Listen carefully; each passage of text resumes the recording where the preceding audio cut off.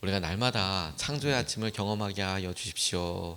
이런 큰 기도 제목을 놓고 이번 40일을 기도 시작했습니다. 날마다 도전하기를 창조의 아침을 가만히 보니 주님께서 말씀하실 때 없던 것이 생기게 되는 그런 놀라운 기적을 날마다 경험하게 되더라. 똑같은 마음으로 우리 삶에 무언가 없었지만 하나님께서 우리에게 도전하시는 작은 거라도 좋으니까 우리가 결단하고 믿음으로 한번 시작해보자. 혹은 우리 삶에 오랫동안 의미 없는 일들, 우리가 이 40일 기간 동안에 하루에 아무리 작아도 한 가지라도 그만둬보자. 그래서 2025년과 26년도 이 넘어가는 제 40일 제 1차 새벽 기도회, 이것을 통해서 40일 후에는 우리 삶의 어떤 것들은 다 정리가 되고 어떤 것들은 이미 새롭게 시작된 그런 은혜를 우리가 좀 같이 바라보는 마음으로 가고 있습니다. 오늘 6번째 시간으로 여러분, 오늘도 우리가 마음을 다해서 우리 삶에 주님이 시작하게 하시는 작은 일도 좋으니까 한번 결정해 보시고 도전해 보시기를 주님의 이름으로 축복합니다. 이번 2번째 주로서 은혜 아니면 주님께서 우리 가운데 어떤 은혜를 미리 허락하여 주셨고 그 미리 허락하신 은혜로 인하여서 우리가 누리고 있는 것들에 대해 우리가 같이 발견하고 기뻐하며 또 같이 기도하고 싶습니다. 오늘은 하나님께서 읽으신 동산, 에덴 동산에 대한 말씀을 우리가 함께 읽었습니다. 놀라운 사실 한 가지는 하나님께서 이 세상을 창조하신 후에 에덴 동산을 일구셨다라고 말씀하고 계시는 것입니다. 이것이 왜 놀라운 일이냐면 하나님께서 말씀으로 이 모든 일들을 다 이루셨다. 사람을 만드셨다. 그리고 마지막 날 복되게 하고 거룩하게 하셔서 쉬셨다. 이렇게 우리가 지난주까지 살펴보았는데, 놀라운 것은 뭐냐면 말씀으로 하셨던 그 주님께서 특별히 당신께서 일구셨다라는 것, 이 일구셨다라는 단어 자체가 또 플랜트라는 뜻으로 직접 본인이 경작하다, 이런 의미예요. 그러니까 하나님께서 에덴 동산을 일구시고, 그러니까 손을 두시고 혹은 의지를 가지고 어떤 목적을 가지고 따로 만드셨다, 이런 의미죠. 그 일구셨다라는 의미처럼 당신께서 직접 당신의 형상대로 만드신 사람, 그리고 그 사람처럼 주님께서 무언가 당신의 의지와 마음으로 이 동산을 일구셨다라는 점에 우리가 주목할 수 있겠다고 싶습니다. 하나님께서 먼저 에덴 동산을 일구시고 그리고 거기에 사람을 살도록 하셨다라는 점이에요. 황무지에다가 사람을 데려다 놓고 야, 여기 에덴 동산으로 만들어라, 이렇게 하신 것이 아니고 하나님이 에덴 동산을 일구시고 그곳에 사람을 살도록 두셨다라는 겁니다. 하나님께서 모든 것을 예비하신 후에 사람에게 맡기신 것이죠. 그리고 거기에는 이미 4개의 강이 흐르고 있었습니다. 비손, 기혼, 티그리스, 유프라테스라고 하는 강이 있었는데, 이 강으로 인하여서 이 유역은, 이 강 근처는 비옥했을 뿐만 아니라 아마도 물이 아주 풍성한 농사나 혹은 각종 어떤 개간을 하기 위한 모든 어떤 농업을 위해서나 혹은 과수원을 하든 뭘 해도 뭘 심어도 다 좋을 만큼의 이런 수로들이 자연적으로 갖춰져 있는 셈이 되었다고 우리가 충분히 추측할 수 있겠지요. 그러나 이곳에 하나님의 은혜를 누리는 동산이 되었던 것은 이런 외적인 조건들이 완전하기 때문만은 아니었습니다. 하나님께서 이런 모든 일을 갖춰 놓으시고 이곳에 강도, 그러니까 물도 다 마련해 두시고 하나님께서 다 일구어 놓으시고 그리고 사람을 거기다 데려다 놓고 이곳에서 살아라라고 이야기하시며 그곳이 에덴이라고 이야기하실 때에 이곳이 정말 행복한 에덴이었던 이유는 저는 하나님께서 예비하신 외적 환경보다도 오늘 2가지로 주님이 주신 의미, 명령 때문에 이것이 에덴 동산이라고 싶어요. 첫 번째가 뭐냐면 그곳에 생명나무와 선악을 알게 하는 나무가 있었기 때문입니다. 그래서 이곳은 더욱 놀라운 하나님과 동행하고 하나님께 순종하는 장소가 된다고 싶어요. 오늘 9절 8절 말씀을 보면 주 하나님이 동쪽에 있는 에덴에 동산을 일구시고 지으신 사람을 거기에 두셨다. 주 하나님은 보기에 아름답고 먹기에 좋은 열매를 맺는 온갖 나무를 땅에서 자라게 하시고 동산 한가운데는 생명나무와 선과 악을 알게 하는 나무를 자라게 하셨다. 이렇게 말씀하고 계십니다. 에덴 동산뿐만이 아니라 하나님께서 만드신 세상에서 직접적인 어떤 명칭, 그러니까 뭐 새를 만드셨다, 새라는 어떤 종, 이런 큰 것 말고 구체적인 명칭으로 등장하는 생명나무, 선악을 알게 하는 나무, 우리로 이야기하면 어떤 구체적인 한 나무를 지칭하는 것으로서 저희 교회는 살구나무, 그러면 바로 우리 교회 앞에 있는 살구나무를 떠올리게 되지 않습니까? 마찬가지로 에덴 동산에 특징할 수 있는 생명나무, 선악을 알게 하는 나무는 바로 그 나무, 거기에 있는 특별한 목적을 갖고 있는 그 나무를 말하는 것이겠죠. 하나님께서 직접 일구신 에덴 동산은 사람을 위해서 예비된 곳이었습니다. 하나님이 일구셨으니까 얼마나 비옥했겠어요. 그리고 강들이 있으니 농사를 위해서 특별히 해야 할 일도 그렇게 많아 보이지는 않습니다. 조금만 노력해도 될 만한 그런 곳이겠죠. 그런데 에덴 동산을 에덴 동산으로 만든 이유는 그곳에 생명나무가 있었기 때문이고, 동시에 먹으면 죽을 수도 있는 선과 악을 알게 하는 나무가 있었기 때문이라고 저는 믿습니다. 하나님이 일구셨지만 그곳이 정말로 하나님과 동행하고 하나님의 은혜가 넘쳤던 것은 그곳에서는 날마다 먹으면 생명을 누리고 함께 할 수 있는, 하나님이 우리에게 친히 예비해 두신 은혜의 생명나무가 있었고, 이것을 먹으면 죽을 수도 있지만 그럼에도 불구하고 바로 그곳에서 하나님께서 우리가 선택할 수 있도록, 야, 이것을 먹으면 죽어. 먹는 것이 더 순종하기 어렵습니까? 안 먹는 것이 더 순종하기 어렵습니까? 안 먹는 게 더 쉬울 것 같습니까? 그런데 그 생명나무 옆에 그거 하나만 두고 아무것도 없는 상태에서 선악을 알게 하는 나무의 실과만 있고 먹지 말아라 그러면 너무 힘들겠지만, 선택할 수 있는 다른 것들이 지천에 깔려 있고, 그리고 그 옆에는 생명을 계속 누리게 하는 생명나무를 두시고 이거 하나만 먹지 말아라고 이야기하신 것을 생각해 볼 수 있겠죠. 선과 악을 알게 하는 나무는 우리가 필연적인 죄의 근원이 될 수밖에 없는 이유를 깨닫게 합니다. 살면서 죄를 짓지 않을 수는 없죠. 근데 선과 악을 깨닫게 될 때 우리가 스스로 선하다고 생각할 수 있는 사람은 아마 0%일 거예요. 아마 악하다고 생각할 수밖에 없는 사람이 100%일 겁니다. 우리가 선과 악을 잘 구분하기 정말 그렇게 된다면, 지금도 우리가 본능적으로 그렇게 하는 것 같지만 우리가 정말로 하나님처럼 선과 악을 명확하게 구분할 수 있다면 우리 스스로 선하다고 이야기할 수 있는 사람의 가능성은 0 아니겠습니까? 난 악해 라고 이야기할 수밖에 없는 사람은 100이 될 거예요. 왜냐하면 우리 시선이, 우리 기준이 어느 날 예수님처럼 하나님처럼 선과 악을 구분하게 된다면 우리 중에 누가 우리 행동 자체로 선하다라고 이야기할 수 있겠습니까? 우리의 숨은 의도들과 동기들이 하나님 앞에서 드러나는 것처럼 다 드러난다면 아마 우리는 우리 스스로의 악을 견디지 못할 겁니다. 100%일 겁니다. 악하다고 스스로 생각할 게. 자신을 모르는 하와와 그리고 아담이 먹고 나서 처음 깨달은 것도 바로 자신들의 악한 일이 행하였다는 점이에요. 내가 이거 하나님께서 하지 않았던, 시키시지 하지 말라고 했던 일을 내가 해버렸구나. 근데 그만한 엄청난 것들을 그럼에도 불구하고 하나님께서 사람이 사는 동산 중앙에 그것도 먹도록 하신 생명나무 옆에 두셨습니다. 그리고 날마다 선택하도록 하셨어요. 날마다 선택하도록 하셨어요. 전 이게 우리가 오늘 딱 붙잡을 수 있는 말씀이라고 싶습니다. 오늘 여러분, 우리는 하나님께서 주신 생명나무를 먹을 수 있고, 아니면 하나님께서 먹지 말라고 했던 유혹 혹은 하지 말라고 했던 그 일에 넘어갈 수도 있습니다. 선택할 수 있습니다. 우리가 유혹 앞에 있을 때 그 유혹은 우리를 한 방에 무너뜨릴 수 있을 만큼 아주 끔찍하고 아픈 일임에 틀림없습니다.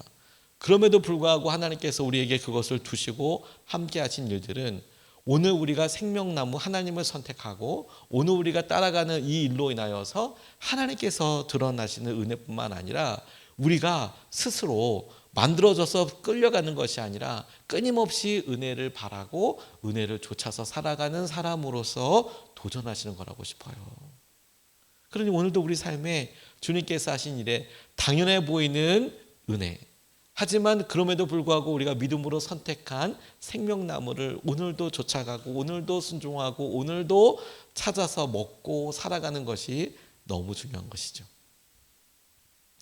제가 한 번은 새벽 예배로 정말 유명한 교회의 세미나에 참석한 적이 있었는데, 은퇴하신 그분의 평가는 일단은 제쳐두고라도 당시에 그분이 이렇게 계실 때 참 큰 도전을 받기도 했었습니다. 새벽 예배에 대해서 큰 도전을 받았는데, 근데 무엇보다도 이분이 본인 어려웠을 때를 이렇게 이야기하시더라고요. 개척을 했는데 실패에 실패를 거듭하고, 개척해서 아무도 모이지 않고 월세를 감당할 수 없어서 그래서 교회 닫게 되고, 혹은 교회에서 쫓겨나게 되고, 그런 일들이 몇 번 거듭하게 됐다는 겁니다. 그러니까 아무 데도 갈 데도 없고 불러줄 데도 없고, 그러니까 당시에는 허허벌판이었던 곳에 버스 종점이니까 더 아무것도 없겠죠. 거기 2층에 뭐 대충 이렇게 교회 상가 비슷한 곳에다가 이렇게 교회를 지었는데, 교회를 이렇게 월세를 얻었는데, 그곳에서 어떻게 아는 친지 친척 다 모아서 어떻게 보니까 아주 소수의 사람들이 모이기 시작했고, 자기 불러주는 사람이 없고, 자기는 몇 번 쫓겨나기도 하고, 자기는 은사도 없고 아무것도 없는데, 그로부터 30년 지나고 난 다음에 보니까 당시에 새벽 예배만 6만 명 나오는 그런 교회가 됐어요. 이분이 이런 이야기를 이렇게 하시면서 제가 그분 교회 쫓겨나고 그랬던 때를 생각해 보고, 그리고 그때 쫓겨나고 실패하고 한 다음에 개척했을 때를 생각해 보니까 당시에 저랑 같은 나이더라고요.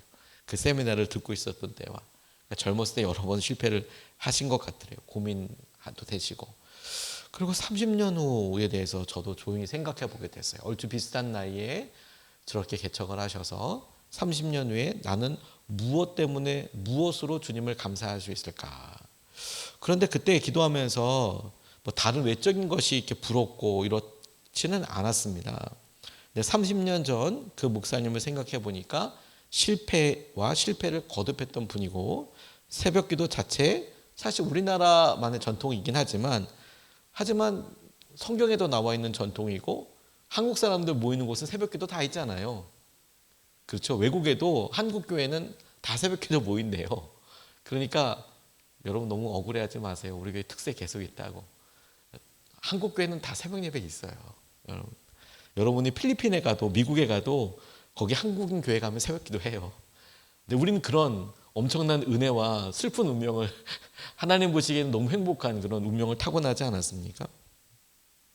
그런데 새벽기도 저도 하고 있고 모두가 다 하고 있는데, 그런데 그 교회가 새벽기도로 그렇게 유명한 교회가 되는 일들을 가만히 생각해 보니까 30년 동안 딱 날마다 하나 순종한 거죠. 나는 새벽 예배 하겠다. 나는 새벽 예배를 은혜롭게 드릴 거다. 나는 새벽 예배에 이거 할 거다. 이거 할 거다. 30년 동안 한 길로 계속 순종하고 했더니 그게 탁월함이 되더라. 저는 그렇게 그때 깨달아졌어요. 아, 그렇구나. 엄청 대단한 일이라고 생각하지 않고 뭐 큰 집회 뭐 이런 것도 아니고 은사가 특별한 것도 아니고 하더라도 한 방향으로 30년 순종하는 것은 진짜 중요한 순종이 되겠구나. 저는 생명나무가 다 그와 같다고 싶어요. 우리는 아주 드라마틱하게 확 바뀌는 어떤 그런 일들과 상황들을 생각하지만 정작 우리 삶이 그런 것들로 가득하다면 너무 힘들 거예요. 안 그렇겠습니까? 막 날마다 매주마다 이사 가야 되는 형편에 한다면 삶은 진짜 드라마 같겠네요. 하지만 견딜 수가 없을 거예요. 여러분 2달에 한 번씩만 이사 가라고 해도 정말 마음이 엄청 부담될걸요, 그거? 2달이 뭐예요? 한 달에 한 번씩, 1년에 한 번씩 이사하라고 해도 진짜 부담될 거예요, 그거. 막 진짜 너무 힘들 거예요. 주거 안정 뭐 이런 거 생각할 거 아닙니까? 그렇게 드라마틱한 삶은 없습니다. 하지만 날마다 하나님 앞에 나와서 한 길로 순종하는 것.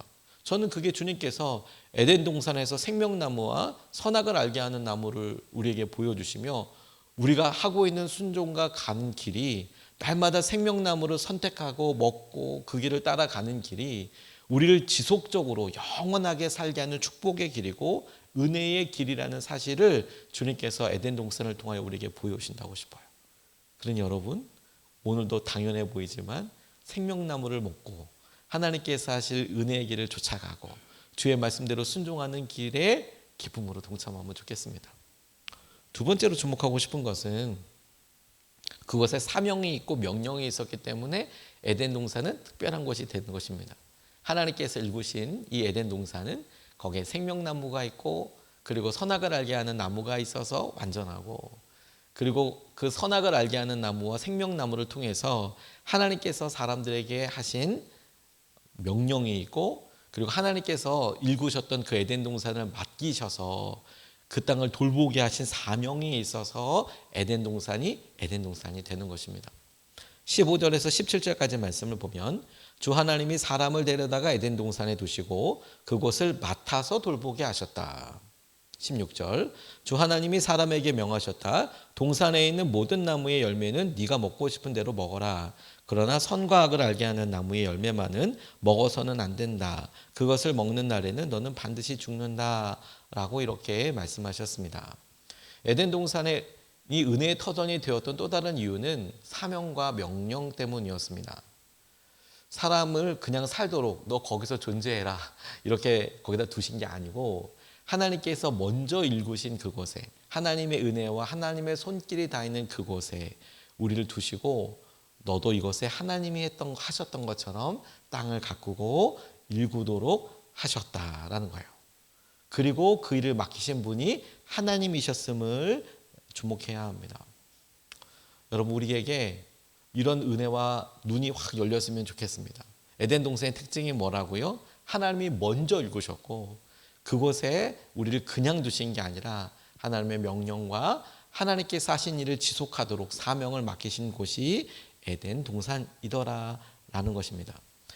사명이 그들이 거기 있어야 할 이유였고, 다시 말해서 에덴 동산을 하나님의 손길대로 인도해 가는 것, 일구어 가는 것, 그리고 명령이 선악을 알게 하는 나무를 먹지 마라 뿐만 아니라 여기를 잘 가꿔라 하는 이 명령이 그들의 삶의 힘이 되었습니다. 그리고 바로 이 시선으로 오늘 우리의 사업과 오늘 우리의 직장과 오늘 우리의 가정을 볼 수 있으면 좋겠습니다. 무슨 말인가 하면 하나님의 손길이 이미 우리 직장과 우리 사업터와 하나님께서 미리 허락하신 은혜가 이미 우리 가운데 넘쳐납니다. 가정도 그렇지 않습니까? 우리가 우리의 배우자, 우리가 만나기 전까지 그 배우자가 거기까지 그렇게 성장하도록 한 일은 아무것도 없습니다. 만나고 나니 그렇게 우리가 모습으로 만난 것이죠. 자녀들 위해서 우리가 많은 일을 하기도 했지만 실제로 그의 삶에 간섭하고 이끌어 가신 것은 다 하나님이셨습니다. 하나님께서 우리가 모르게, 하나님께서 우리가 전혀 알지도 못하는 편들에서 하신 일들이 대부분이죠. 에덴을 가꾸셨듯이. 그리고 우리에게 이제 맡겨졌습니다. 그 맡겨진 사람들을 하나님께서 주신 명령을 따라, 사명을 따라 일구는 것이 우리의 사명인 것이죠. 그게 하나님께서 우리에게 맡기신 일이죠. 오늘도 나는 맡겨져서 그 일 그냥 해내는 단순한 존재가 아니라 이것은 하나님께서 에덴 동산을 맡기듯 당신께서 하신 일을 우리에게 허락하여 주셨고, 우리는 이곳에서 하나님의 뜻을 좇아서 살아가는 것이 우리가 받은 명령이 되는 것이죠. 그리고 여러분, 우리가 있는 바로 가정에서, 우리의 직장에서, 우리가 하는 생활권에서 그곳에 우리가 스스로 생명나무를 선택할지 아니면 유혹의 나무 혹은 죄에 빠질 수 있는 나무를 스스로 선택할지를 선택하면서 끊임없이 생명나무를 선택하고 끊임없이 하나님께서 주신 사명과 하나님의 뜻을 좇아서 살아간다면 바로 그곳이 에덴 동산이 될 거예요. 예전에 팔복이라는 영화에 애통하는 자는 복이 있나니 이 편이 있었거든요. 거기에 한재성 선교사님이라는 분의 이야기가 나왔습니다. 아내 김진희 선교사가 있었고, 지금 카자흐스탄 이렇게 볼 때마다 한류로 뭐 그렇게 대단하다고 저는 이야기만 들었는데, 근데 그곳의 강도들에 의해서 이 김진희 선교사님이 남편 없을 때 강도가 들어서 순교하는 일이 있었어요. 너무 끔찍하게 사실 돌아가셨죠. 그러니까 순순히 다 내줬는데 돈도 주고 뭐 이렇게 했는데 이 사람들이 그냥 해코지를 이렇게 해서 막 들어가니까 사방에 막 이런 흔적들이 있어서 남편으로서 진짜 큰 트라우마가 되지 않겠습니까? 문 따고 들어와서 그러니까. 그걸 또 이해하기가 너무 힘들었던 거죠. 선교사로 카자흐에 왔는데 이런 일이 있으니까 이제 이런 과정들을 다 이제 다큐멘터리로 보여주는 거였어요. 그런데 이분이 한국에 돌아와서 그래 너무 힘든데 한국에 왔던 선교사들 또한 아내를 잃었다는 것을 그분이 힘들고 어려워하는 과정 가운데 알게 됐습니다. 그래서 치유와 회복을 놓고 그 끔찍한 장면들을 어떻게든 잊기 위해서 한국에 돌아와 있다가 이분이 회복되는 과정에 있어서 그런 우리나라에 와서 선교했던 선교사님들과 그분들의 자녀들, 그분의 아내들을 보고 결국 다시 가고 싶지 않았던 그곳 카자흐스탄에 다시 선교를 떠나게 되는 이야기가 이 다큐멘터리의 주 핵심 내용이었어요. 근데 이분이 이런 이야기 합니다. 이 사연을 가지고 만든 노래가 있는데 주께서 주신 동산에 땀 흘리며 씨를 뿌리며 내 모든 삶을 드리리 날 사랑하시는 내 주님께 이렇게 하면서 하는 이 찬양이 딱 이 배경을 통해서 이렇게 이루어진 것인데 주님께서 이 한재성 선교사님이 봤을 때 카자흐스탄에 한국 땅에 미리 선교사님이 와서 이렇게 일하는 것처럼 하나님께서 그곳은 선교지는 미리 일하시는 곳이고 주님께서 이렇게 땅을 흘리시고 땅을 이끌어 가시고 행하시는 그 일에 자신들을 거기에 두셔서 그 일을 일구게 하셨고 근데 그 일 가운데 아내를 잃게 되는 끔찍한 일, 아픈 일을 당했지만 근데 이분이 다시 한국에 돌아와서 이 설명할 수 없는 이런 과정들을 다시 기도하면서 하나님께서 주신 위로와 말씀을 가만히 보니 그곳은 하나님께서 끊임없이 생명을 구할 수 있는 생명나무와 내가 있은 어려움과 고난으로 인하여서 유혹과 낭만과 좌절을 포기할 수 있는 그런 선택이 있는 그곳이고 내가 갈 수도 있고 안 갈 수도 있을 것 같고 그리고 그곳은 놀랍게도 하나님께서 당신께 감동을 주셔서 사명을 주신 곳이고 그리고 당신의 명령이 있는 곳이고 그게 깨달아지니 하나님께서 주신 은혜대로 다시 반응할 수 있게 되죠. 저는 그 이야기를 다시 떠올리면서 그분에게는 카자흐스탄이 에덴 동산이었나 보구나. 하나님께서 미리 가꾸시고 하나님께서 사명 주시고 하나님께서 명령해 주신 오늘 여러분 우리가 무에서 유를 창조하신 하나님을 보면서 우리 가운데 하나님 그렇다면 오늘 우리의 가정이 주님 주신 아름다운 에덴 동산이 되게 해주십시오. 주님 우리에게 허락하시는 우리의 사업장과 우리의 직장이 주님 거하시는 아름다운 에덴 동산이 되게 해주십시오. 에덴 동산은 모든 게 다 갖춰져서 에덴 동산일 수도 있지만 가만히 그 내용을 보니 하나님께서 그곳에 우리가 선택할 수 있도록 끊임없이 생명나무를 우리가 취하며 선택하며 먹으며 살 수 있고 유혹의 뿌리도 분명히 있죠. 하지만 그것을 보지 않고 생명과 말씀에 순종을 하는 곳 뿐만 아니라 그곳은 사명과 하나님의 명령이 있어서 주님을 쫓아가는 곳으로서 우리가 주의 놀라운 은혜를 오늘 우리의 것으로 붙잡고 나아갈 수 있으면 좋겠습니다.